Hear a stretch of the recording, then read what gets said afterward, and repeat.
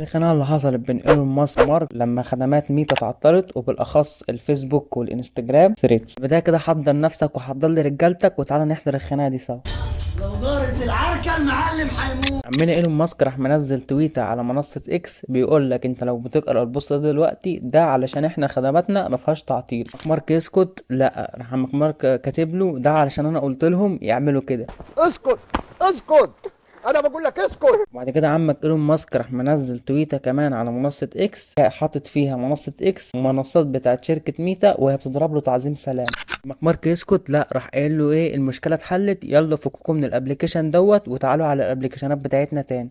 لا بقى يا روح امك. منزل لك بوست كمان بيقول لك كل واحد فينا عارف مين اللي احسن، ومنزل احصائيات لشركة تسلا واحصائيات لشركة ميتا بيدل على ضعف شركة تسلا وانخفاض الاسهم بتاعتها وعلو شركة ميتا وتضخم الاسهم بتاعتها. هو في ايه؟ انتوا جايبين هنا عشان تهزقوني ولا ايه؟